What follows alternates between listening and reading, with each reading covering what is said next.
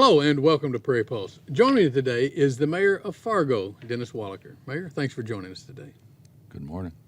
Well, let's get started with tell the folks who don't know you out there a little bit about yourself and your background. Well, I worked for the North Dakota Department of Transportation at that time, called the Highway Department, for about 12 years. And then there was an opportunity to, instead of moving around the state, to take a job with the city of Fargo, and they hired me as a civil engineer, and I was in that capacity for another 13 years. And then there was an opportunity to move up to into public works, take a little more of an administrative role. So I took that, and then they expanded that role, and retired about 3.5 years ago. And I didn't like the way the election was going, and so I decided to throw my hat in the ring. And everybody says, well, why do you want to be mayor? I said, I don't want to be commissioner. I'm too old to be commissioner. Either I'm going to be mayor or I'm going to be nothing. And my wife basically came to me and said, oh, what if you lose? You know, she said, you're such a competitor. What if you lose? Are you going to take that hard? And I said, well, if I don't try, you know, nothing venture, nothing gain. So I did, and I'm here, and it's been an interesting period of time in my life. Well, it has, and of course we're going to jump right into sort of the hot topic, so to speak, of the issues affecting Fargo recently. Is flood protection is pretty much at the top of the list. I know the U.S. Army Corps of Engineers, I guess, is considering several proposals. Can you talk about how that's been going? Well, you know, people want answers, and they want them today, and they don't understand all of the Corps of Engineers process, and we're providing them. We've spent almost $5 million of taxpayer money providing the Corps of Engineers with information and so forth that nobody had ever given them before. And they're going to come up with about 16 proposals with some cost-benefit ratios sometime between the 19th and the 21st of October. And that'd be whittled down. Hopefully in January get some more, you know, process and so forth. And then sometime in the spring, maybe whittle it down a little more. And then both City of Fargo and the City of Morehead have to agree on a solution. Okay, there are those people in our community who want a comprehensive plan for the entire Red River Basin. Well, I don't have a problem with that as long as Fargo and Morehead get some protection. We protected Grand Forks, we've protected Wahpeton and Breckenridge now, and after this spring event, which was, I consider, quite unusual, we need to get that resolved. There are a couple projects going on right now in the city of Fargo that are going to provide some intermediate flood protection. One is at the VA hospital. That's progressing nicely. It should be completed by this fall. And then the one on South University from 40th to 52nd Avenue, that's going to provide some flood protection and so forth. And that's where we're at. How long is this project going to last? Well, I hope I see it in my lifetime, but it probably would take at least 10 to 12 years for the project. You know, if they do select the diversion, there is some traction now about a diversion. Which side of the river it's on, I have no idea.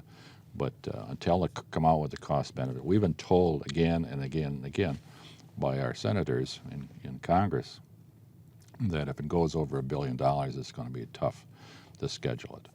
And we don't know what those costs are going to be, but preliminary figures were around $800 or $900 million for a significant diversion. And they're talking about 20,000 cubic feet per second of diversion, which would be about 2/3 of what went through here in March of 2009. Okay, but you just told me that, so the question of time frame in terms of Fargo looking at permanent flood protection, you're saying 10 to 12 years possibly before it's... Well, it takes a long time to spend almost $1 billion. Okay, you can't do that in a short period of time. The problem is the appropriations. We understand that's going to be difficult. We were told initially there was about 65 projects on the drawing board, all ready to go, waiting for appropriations. Senator Dorgan is in chair of a committee that puts out about $4 billion a year. So there's a tremendous a group of people have been there before us that want flood protection, and we're one of those. So if we can fund this over a few years and so forth, he thinks that's possible and so forth. But once the project is selected, that's the key. Both Fargo and Morehead have to agree on the solution. Once that's done, then it can go to appropriations and has to be appropriated. Sure. Well, then, are you concerned about this winter and the possibility of a lot of snow? One of the basic things about what happened in March is complacency.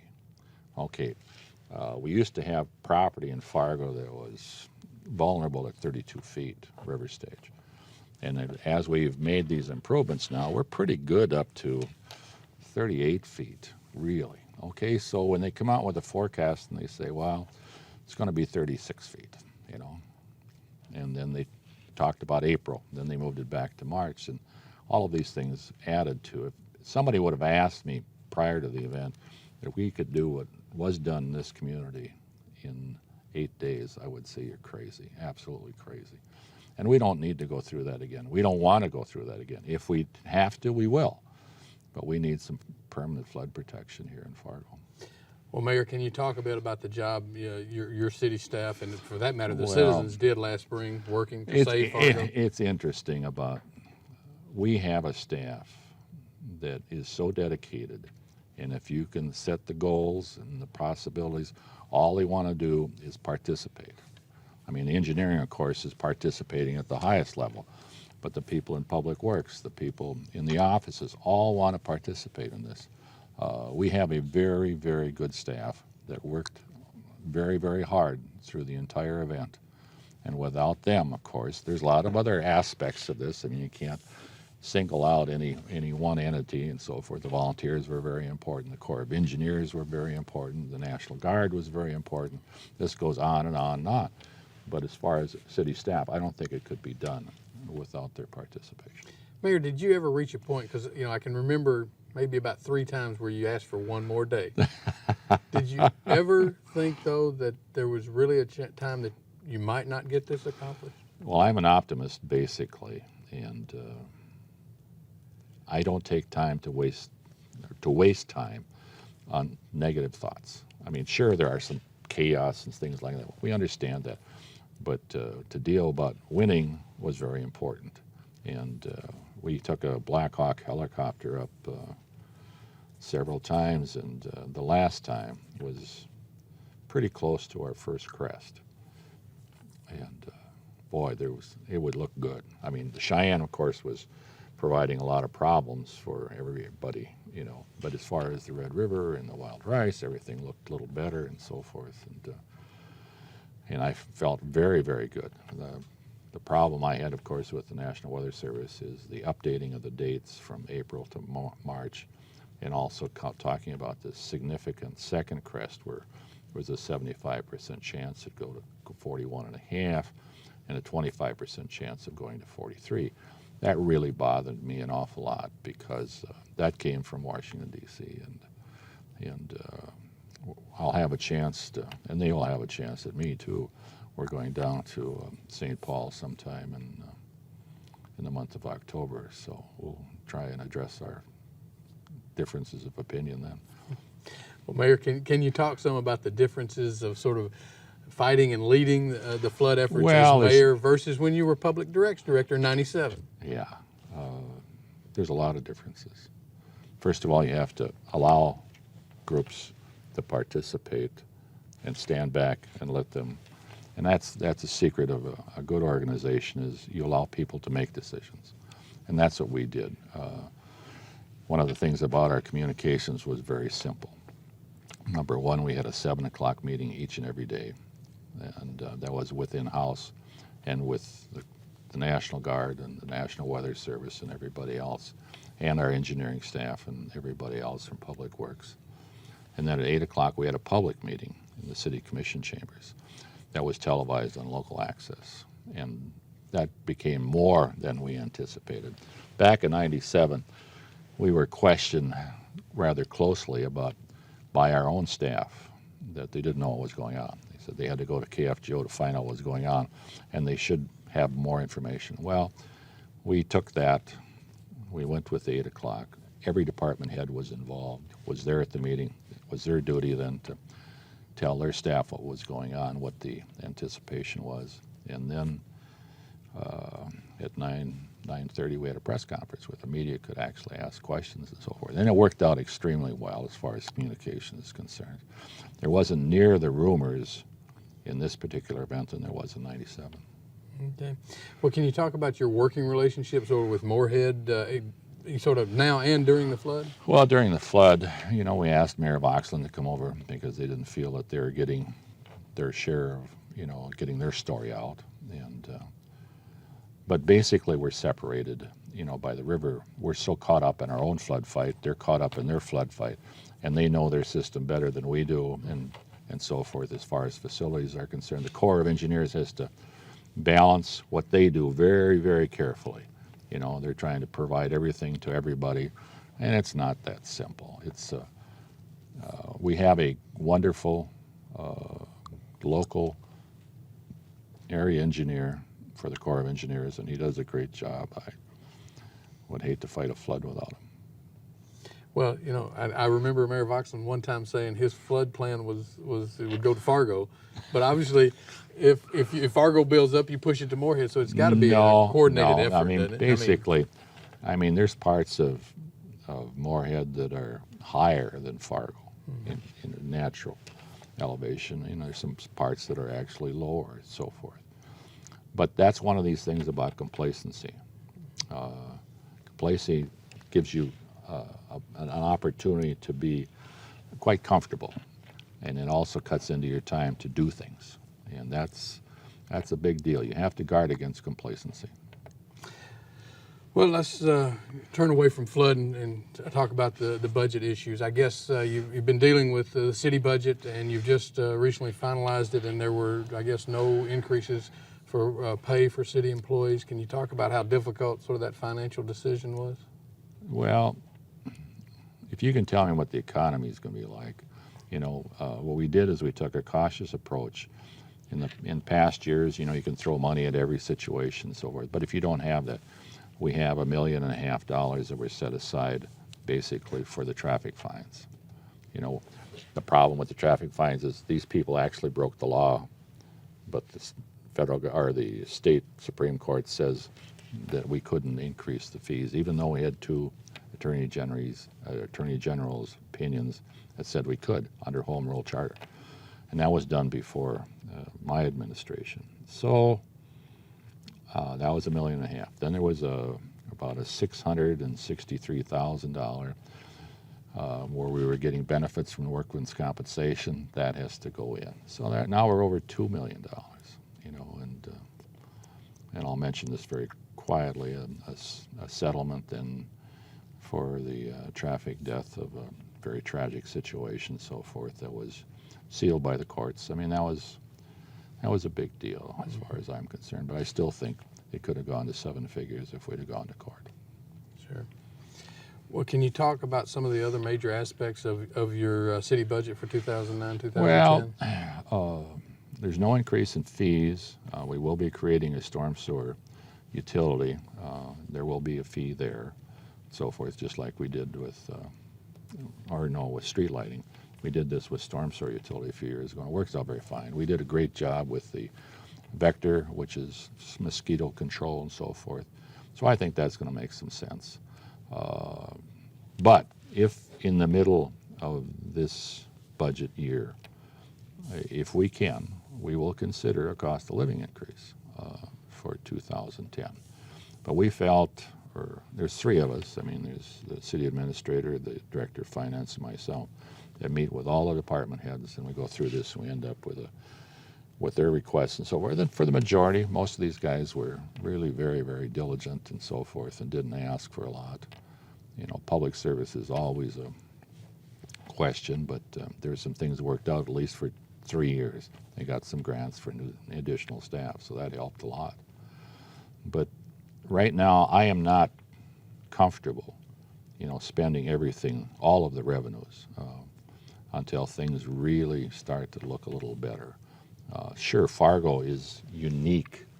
I was on national television about a week or 10 days ago with the mayor of Kansas City and the mayor of Salt Lake City, and they were wondering why Fargo has such a low unemployment rate, why things are so good, and I said, well, it's because we're Scandinavian. And the reason I said that is we're very conservative. We never seem to reach the highs or the lows of national economy, okay, and so forth. But the biggest secret is we have a diversified economy, plus the fact that we didn't get caught up in these subprime loans. And our bankers have to be feeling very, very good, and I compliment all of them for not getting involved in lending money that didn't have assets to stay the term, and we didn't do that. But agriculture was good, energy is good. You know, all of those were very good in the past 2 years, and that's what's carrying us, so forth. But being conservative, I think, is important for our community. And there's a lot of people out there that didn't get any raises this year, and they understand it. Yeah. Well, so you've talked some then, but has the global economy had any real Oh, yes, impact on absolutely. Bobcat, RDO, John Deere, and so forth. What we've encouraged these companies to do is to go internationally. And when the international economy starts to falter, I mean, producing all of this hardware to sell to these people and they can't afford it or whatever, you know, things slow down. And right now, I mean, even Microsoft has dropped a few people. They went 4% the first time and about 2% this last time. But everybody right now is just very careful.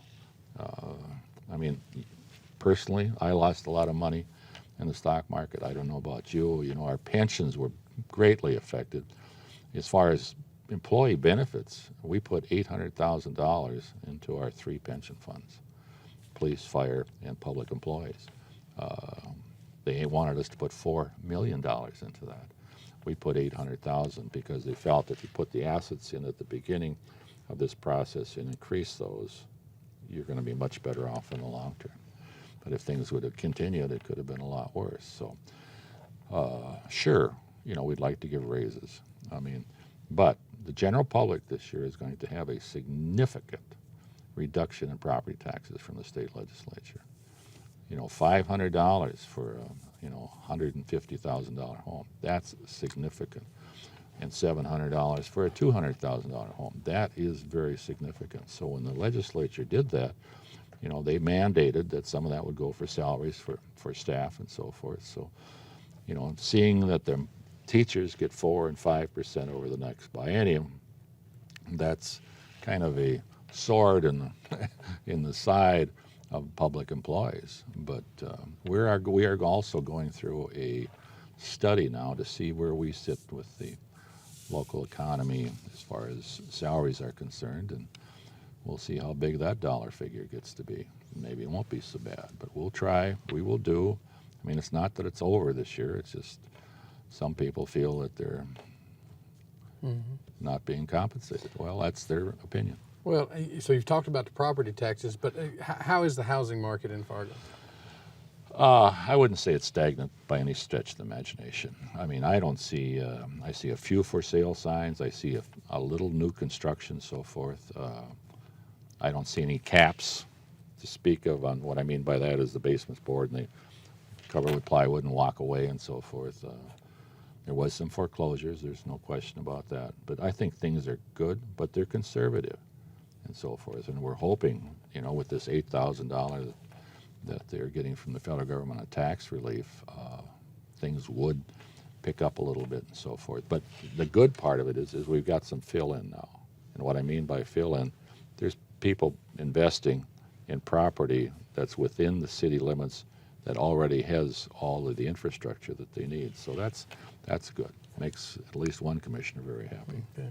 Well, Mayor, what about getting the streets ready for winter? Where are you on that? Well, I think the majority of the projects will be completed. I have one concern and one concern only, and that is 12th Avenue North by the university. The paper came out today and said that middle of November. Well, that's pushing it a little bit. I mean, normally second week of deer hunting, it's, you know, I mean, it's winter and so forth. So I hope they make some progress. We definitely do not want an interim process on that project. I mean, the project got delayed by utilities and so forth, and I mean, South University will be relatively completed. The flood control project on the north side will be, it's getting closer all the time. A lot of the infrastructure that's been done around there, which does not affect, other than some crossings, whether it gets done this year or next year, it's fine, so forth. But 12th Avenue North being a major thoroughfare, the bridge is basically completed, and that was a 2-year project. You know, they got to put the railing up on the south side and so forth, and move forward with that, and they shouldn't have any problem with that. And so things are good. I think what people have to understand about the projects is we're finally getting to the point where we've got some quality streets. Okay? That's what's important. Because the delay in all the process with all the people and so forth and the inconvenience, I mean, it's a 20 or 30-year street there. Water main replacements is continuing on. We've reduced the number of water main failures from 600 one year to probably averaging about 50 now. So that's a huge, huge improvement. And with that, they get new curbs, new streets, and everything like that. And the city is paying a substantial part of that, or we all are. Yeah. That's sort of the street, but you know, there's been a lot of investment, a lot of new construction in downtown Fargo with even the Kilbourne Group and others coming downtown NDSU. How important has that been? Well, I am so optimistic about the downtown.